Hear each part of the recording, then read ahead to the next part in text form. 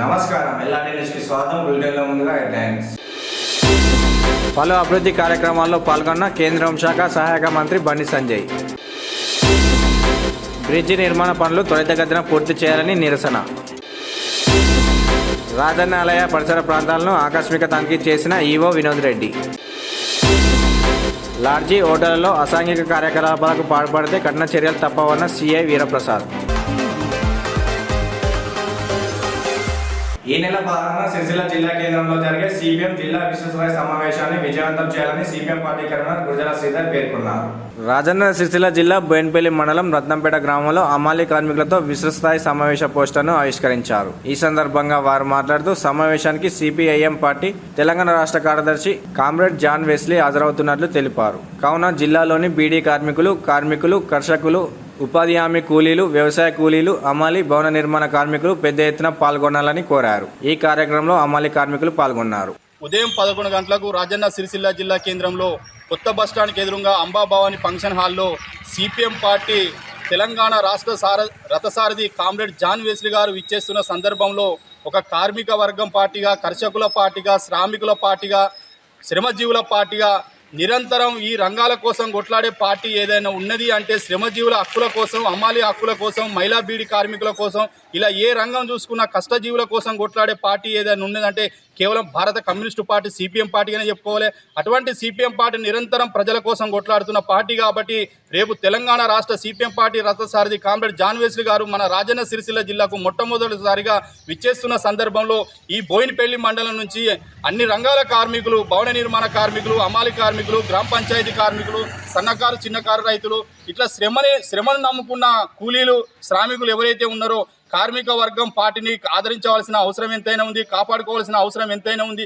ఇప్పుడున్న పరిస్థితి లోపల ఇలా బూర్జో పార్టీలు ఇలా ప్రజల పట్ల ఏ రకంగా అవలంబిస్తున్న తీరును అర్థం చేసుకుంటే ఇలా ఈ పార్టీ ఎవరి కోసం కొట్లాడుతున్నా అన్నది కూడా ఒకసారి మనం మననం చేసుకోవాల్సిన అవసరం ఎంతైనా ఉంది. కాబట్టి ఈ మండలం నుంచి అధిక సంఖ్యలో కార్మిక వర్గాలు పాల్గొని రేపు జరగబోయే జిల్లా సిపిఎం పార్టీ విస్తృత స్థాయి సమావేశాన్ని విజయవంతం చేస్తారని చెప్పి మరొక్కసారి మండల సిపిఎం పార్టీ పక్షాన ఆశిస్తూ ఖచ్చితంగా రేపు రావాలని చెప్పి మరొక్కసారి కార్మిక వర్గాలకు విజ్ఞప్తి చేయడం జరుగుతుంది. కేంద్ర మంత్రి బండి సంజయ్ పర్యటనను విజయవంతం చేయాలని బీజేపీ పట్టణ అధ్యక్షులు రాపల్లి శ్రీధర్ పేర్కొన్నారు. రాజన్న సిరిసిల్ల జిల్లా వేములవాడ పట్టణంలో బీజేపీ నాయకులతో సన్నాహక సమావేశం నిర్వహించారు. ఈ సందర్భంగా వారు మాట్లాడుతూ ఆదివారం రోజున సిరిసిల్లలో జరగబోయే కార్యకర్తల ఆత్మీయ సమ్మేళనంలో కేంద్ర మంత్రి బండి సంజయ్ పాల్గొంటారని, ఈ కార్యక్రమానికి పట్టణం నుంచి బీజేపీ నాయకులు, కార్యకర్తలు పెద్ద సంఖ్యలో హాజరు కావాలని పిలుపునిచ్చారు. రాజన్న సిరిసిల్ల జిల్లాలో మన కేంద్ర మంత్రివర్యులు, బీజేపీ జాతీయ ప్రధాన కార్యదర్శి బండి సంజయ్ గారి ఆత్మీయ సమ్మేళనం గౌరవ బీజేపీ జిల్లా అధ్యక్షులు రెడ్డబోయిన గోపి గారి ఆధ్వర్యంలో రేపు సిరిసిల్లలో జరిగే క్రమంలో మరి వేములవాడ నుంచి పెద్ద ఎత్తున కార్యకర్తలం మరియు నాయకులం తరలి వెళ్ళడానికి ఈరోజు సన్నాహక సమావేశం ఏర్పాటు చేసుకోవడం జరిగింది. మరి దాదాపు వేములవాడ నుంచే ఒక 500 మంది బీజేవైఎం మరియు బీజేపీ వేములవాడ పట్టణ శాఖ ఆధ్వర్యంలో తరలి వెళ్ళడం జరుగుతుందని తెలియజేస్తున్నాను. ఈ సందర్భంగా ప్రతి ఒక్క బీజేపీ కార్యకర్త మరియు నాయకులందరూ కూడా రేపటి రోజున సిరిసిల్లకు తరలి రావాలని తెలియజేయడం జరుగుతుంది. రానున్నది బీజేపీ ప్రభుత్వం, మనకు అందుబాటులో కేంద్ర మంత్రి బండి సంజయ్ గారు ఉన్నారు. కావున రేపు మున్సిపల్ ఎలక్షన్లో కావచ్చు, స్థానిక సంస్థలలో కావచ్చు, రాష్ట్రంలో కావచ్చు, ఏ ఎన్నిక వచ్చినా బీజేపీ జెండా ఎగరవేయడం ఖాయమనేది మనకు సంకేతాలు అనేటి మొన్నటి నుంచే కనిపిస్తున్నాయి. కావున ప్రతి ఒక్క కార్యకర్త కూడా రేపటి రోజున పెద్ద ఎత్తున స్వతహా పాల్గొంటారని మరొకసారి తెలియజేస్తూ భారత్ మాతాకి గంభీరావుపేట, లింగనపేట గ్రామాల మధ్య బ్రిడ్జి నిర్మాణ పనులు త్వరితగతిన పూర్తి చేయాలని శివసేన పార్టీ అధ్యక్షులు జిల్లా ఇన్ఛార్జ్ గౌటే గణేష్ పేర్కొన్నారు.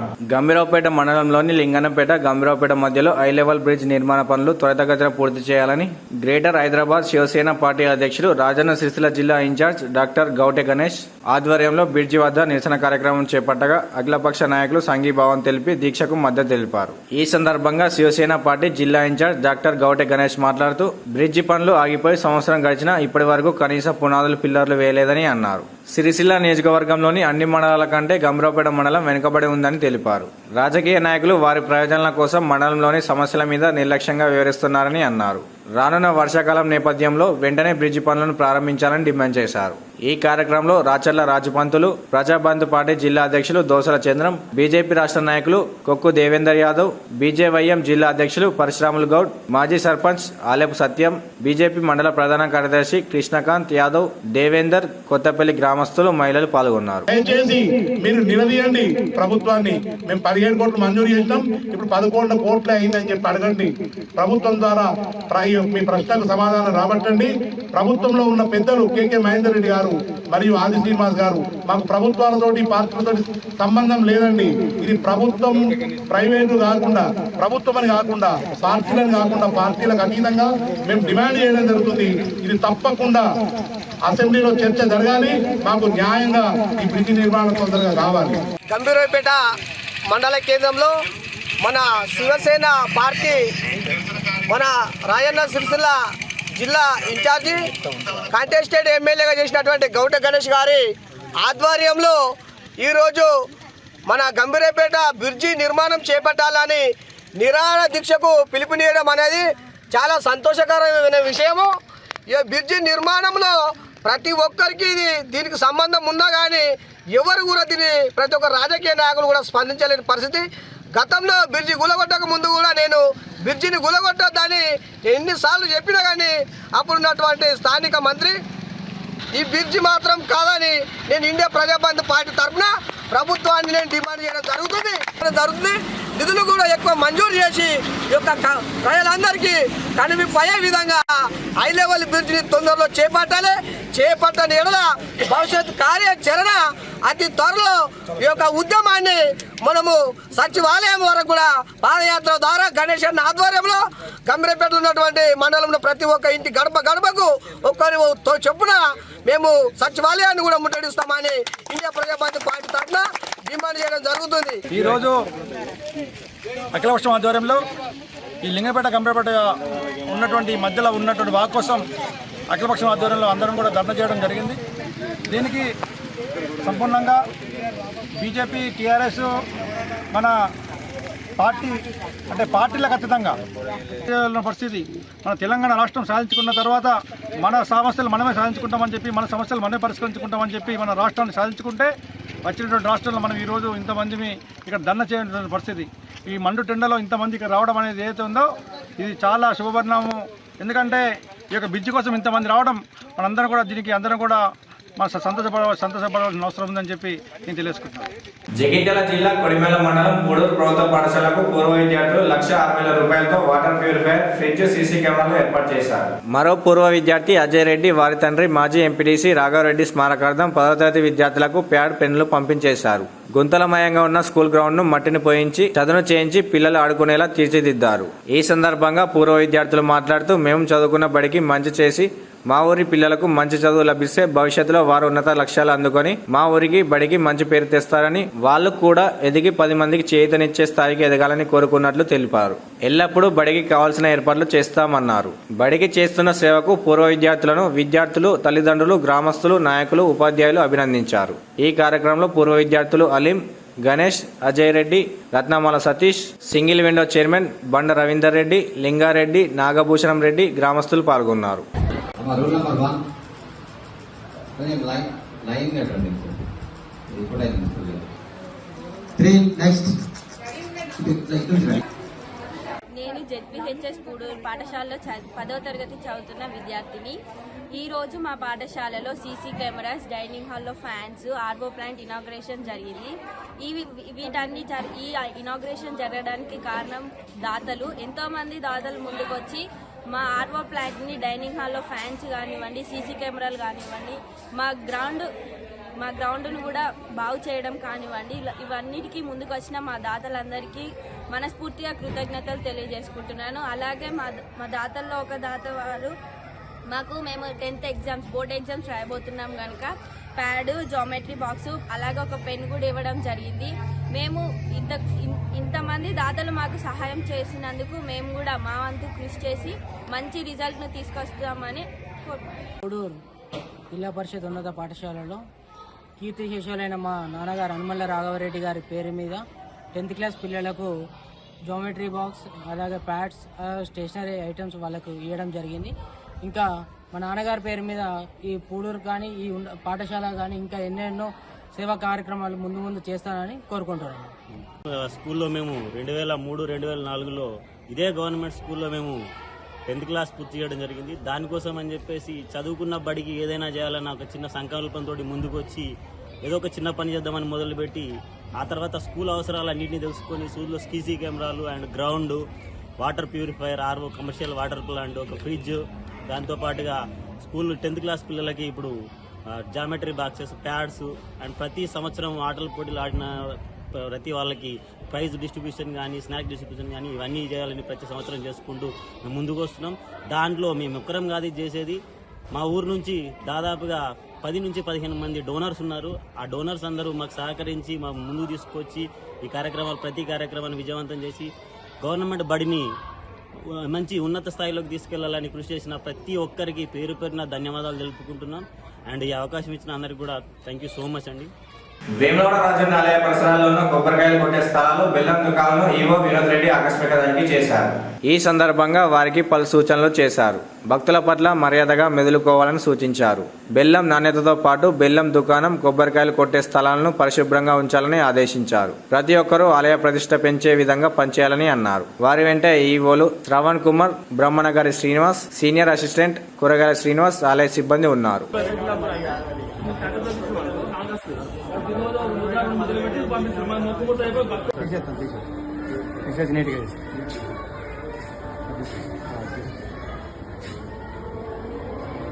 రేపటి రోజున ప్రారంభమై 5 రోజుల పాటు వేములవాడ రాజన్న ఆలయంలో శివ కళ్యాణం, కన్నుల పండుగ జరగనుందని ఈవో వినోద్ రెడ్డి తెలిపారు. భక్తులు అధిక సంఖ్యలో హాజరై స్వామివారి దివ్య కళ్యాణాన్ని తిలకించి సేవలో తరించాలని కోరారు. 5 రోజుల పాటు ప్రత్యేక పూజా కార్యక్రమాలు ఉంటాయని తెలిపారు. ఆలయ ఆవరణలో ప్రత్యేకమైన వేదిక ఏర్పాటు చేసి కళ్యాణం నిర్వహిస్తున్నట్లు వెల్లడించారు. భక్తులు రానున్న నేపథ్యంలో అన్ని రకాల ఏర్పాట్లు చేసినట్లు తెలిపారు.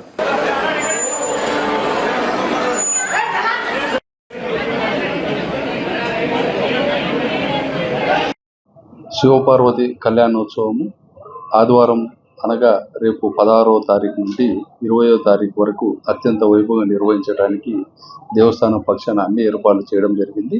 ఈ యొక్క కళ్యాణోత్సవంలో భాగంగా సోమవారం రోజు శివపార్వతి కళ్యాణోత్సవము ఉదయం 10:30 గంటలకు దేవస్థాన ఆవరణలోనే ప్రత్యేకమైన వేదిక పైన అలంకరించి అక్కడ కళ్యాణం చేయడం జరుగుతుంది. భక్తులు కూర్చోవడానికి సపరేట్ గ్యాలరీస్ ఏర్పాటు చేయడం జరిగింది. అలాగే భక్తులకు కావాల్సిన మంచినీటి వసతి, మజ్జిగ ప్యాకెట్లు, తర్వాత మధ్యాహ్నం టైంలో వారికి భోజన ఏర్పాట్లు కూడా మేము చేయడం జరిగింది. అలాగే 19వ తారీఖు స్వామివారిని ఊరేగింపుగా వెళ్ళడానికి కోసం చెప్పి రథోత్సవం కూడా నిర్వహించడం జరుగుతుంది. 20వ తారీఖు పూర్ణాహుతి కార్యక్రమంతో ఈ యొక్క శివ కళ్యాణ ఉత్సవములు 5 రోజుల కార్యక్రమాలు ముగుస్తాయి. కాబట్టి ఈ యొక్క ఉత్సవాలలో భక్తులు అధిక సంఖ్యలో పాల్గొని స్వామివారి యొక్క కృపా కటాక్షాలకు పాత్రలు కాగలరని చెప్పి మనవి చేస్తున్నాం. ఈ 5 రోజులు కూడా ఈ యొక్క భక్తుల తాకిడి కార్యక్రమం కానీ, తర్వాత ఆలయ సాంప్రదాయాన్ని బట్టి అర్చకుల యొక్క సూచనల మేరకు 5 రోజులు కూడా స్వామివారికి నిర్వహించాల్సిన అభిషేకాలు, అర్చనలు, అలాగే కుంకుమార్చనలు, మిగతా ఆర్జిత సేవలన్నీ కూడా ఈ 5 రోజుల పాటు రద్దు చేయడం జరిగింది.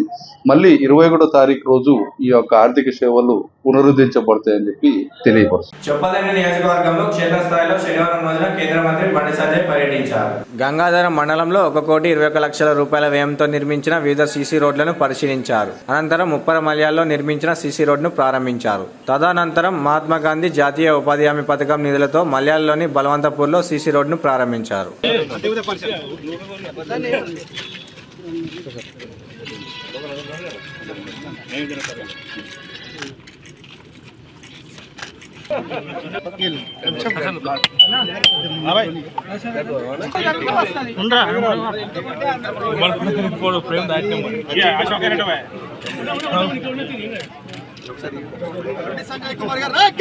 భారత్ మాతా కి భారత్ మాతా కి బండి సంజయ్ గారి నాయకత్వం బండి సంజయ్ గారి నాయకత్వం భారత్ మాతా కి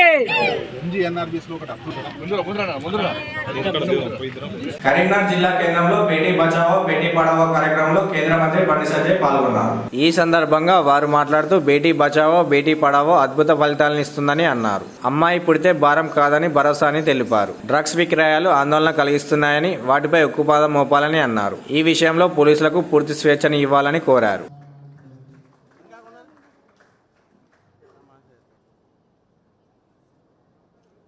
వారు ప్రఫుల్ దేశాయ్ గారు బేటీ బచావో బేటీ పడావో కార్యక్రమానికి వారు నోడల్ ఆఫీసర్ వారు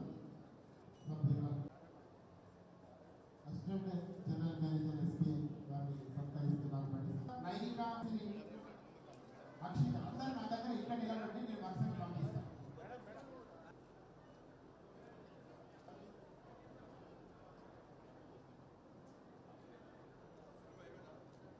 ఒక సంచలనం, ఒక క్రియేటర్.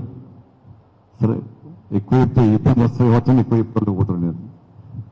ఒక మంచి ఆలోచనతోని సొంత స్కీమ్స్, కేంద్ర రాష్ట్ర ప్రభుత్వాలు ఇచ్చే స్కీమ్స్తో పాటు దానివల్ల మంచి చెడును గుర్తించి ఇంకా ఏ విధంగా న్యాయం చేయొచ్చు, మనం ఏ విధంగా సమాజానికి సేవ చేయొచ్చు అని చెప్పి ఒక కొత్త ఆలోచనతోని, కొత్త ఒరవడితోని వాళ్ళ సేవ చేస్తున్నటువంటి ఒక గొప్ప కలెక్టర్ మన కరీంనగర్ జిల్లా కలెక్టర్ గారు.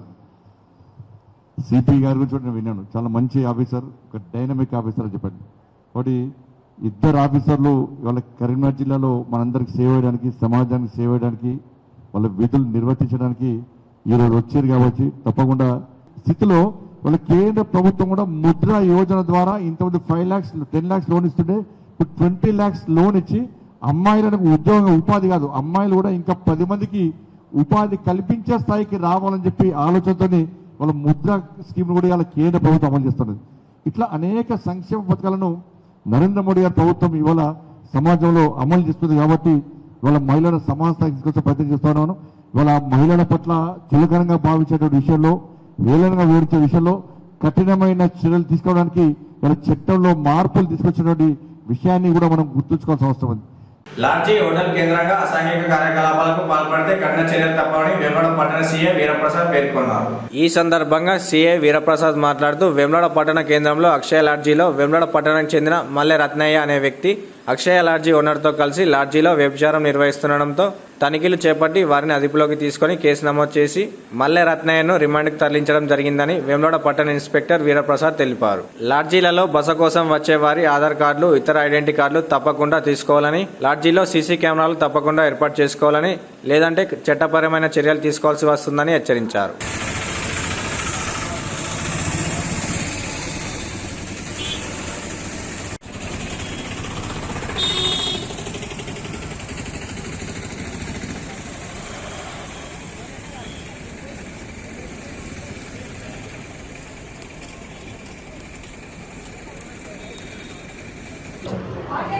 గత 2 రోజుల కింద వేములవాడ పట్టణంలో అక్షయ లాడ్జ్లో వ్యభిచారం జరుగుతుందని మాకు సమాచారం రాగా అట్లా లాడ్జ్ మీద రైడ్ చేయడం జరిగింది.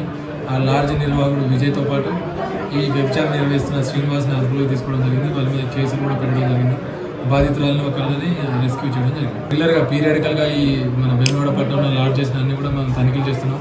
అయినా కూడా కొంతమంది ఈ లాడ్జ్ యజమానులు ఇట్లాంటి అసాంఘిక కార్యకలాపాలలో పాడుతున్నట్టు మాకు సమాచారం అందుతుంది.